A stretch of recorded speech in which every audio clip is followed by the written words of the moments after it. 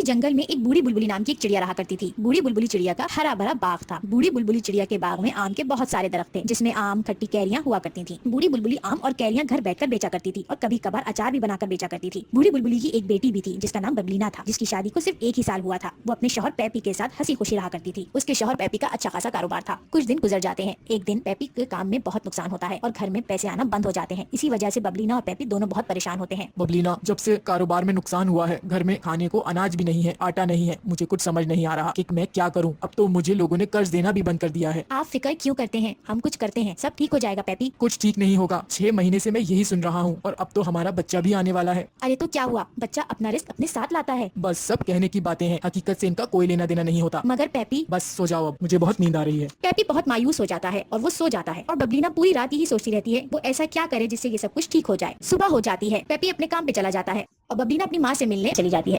अस्सलाम वालेकुम मम्मी। वालेकुम अस्सलाम बबलीना बेटी, आ गई मेरी बेटी, इतने दिनों बाद चक्कर लगाया। बहुत याद कर रही थी मैं तुम्हें, तुम्हारी तरफ आने का सोच रही थी। सब ठीक है ना बेटा, तुम्हारी तबीयत ठीक है? जी माँ।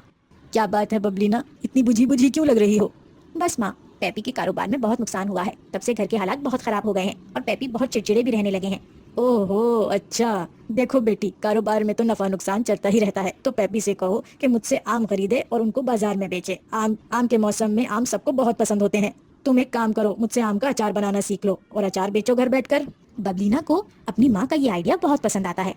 अरे हाँ अम्मी, ये अच्छा आइडिया है। तुम एक काम करो, तुम पैपी को यहाँ ले आना, मैं उससे समझाऊंगी तो समझ जाएगा। ठीक है अम्मी, आपका बहुत बहुत शुक्रिया, अब मैं चलती हूँ। अरे थोड़ी देर रुक जाओ, चाय पीते हैं बैठकर साथ। चले ठीक है, मैं अभी लाती हूँ चाय बना के। रात हो जाती है। पैपी कल अम्मी की तरफ चलेंगे, अम्मी बहुत याद कर रही हैं आपको। अच्छा ठीक है, बहुत रात हो गई है बबलीना, सो जाते हैं। जी ठीक है, फिर ये दोनों सो जाते हैं। सुबह होते ही बबलीना और पैपी अपनी माँ के पास चले जाते हैं। अस्सलाम वालेकुम मम्मी। वालेकुम अस्सलाम मेरे बेटे, कैसे हो? मैं ठीक हूँ। देखो पैपी बेटे, मुझे बबलीना ने तुम्हारी परेशानी के बारे में बताया है। बेटा तुम मेरी एक बात मानोगे? जी अम्मी बोले। देखो बेटा, तुम मेरे बाग से आम तोड़ लो और उन्हें मंडी में बेचो, या तुम चाहो तो इन्हें खुद ही अपनी मर्जी के दाम में बेच लो। इससे तुम्हें अच्छा खासा मुनाफा होगा बेटा। नहीं अम्मी, मैं आपके बाग से आम कैसे तोड़ सकता हूँ? ये आपके आम है, मुझे ये सही नहीं लग रहा। अच्छा चलो एक काम करते हैं, तुम मुझसे आम खरीद लो, पैसे दे दो उन आम के, जब मुनाफा हो जाए तो बाद में अदा कर देना वो पैसे। ये ठीक है बेटा? पैपी सोच में पड़ जाता है। आप पैपी इतना क्या सोच रहे हैं, हाँ कह दीजिए। चलो ठीक है अम्मी। ये हुई ना बात मेरे बेटे। और बबलीना को मैं आम का अचार बनाना सिखा दूंगी, वो घर बैठकर आम का अचार बेच सकती है। दोनों मिलकर मेहनत करोगे तो अल्लाह जरूर मदद करेगा। बबलीना तुम अचार बना लोगी? जी पैपी। चलो ठीक है। पैपी बाग से आम तोड़ लेता है और अपने ठेले पर बेचना शुरू कर देता है। आम ले लो मीठे मीठे ताजा ताजा आम ले लो, बाग के ताजा ताजा आम। आम ले लो मीठे मीठे बाग के ताजा ताजा आम। क्या हिसाब दिए हैं आम? 1 किलो 200 रुपए के। अरे वाह, तुम मुझे 1 किलो दे दो, ये लो 200 रुपए। वहीं दूसरी तरफ बबलीना अपनी अम्मी से आम का अचार बनाना सीख रही होती है और फिर आम का अचार तैयार कर लेती है और आधा किलो की बर्नियां बना लेती है और अपने घर के बाहर बोर्ड लगा लेती है, होममेड मैंगो अचार available, half kilo 150 rupees, 1 kilo 300 rupees. Board को देखते ही तोती वहाँ आती है। अरे मैंगो अचार सिर्फ 150 रुपीज में, जरा देखूं तो।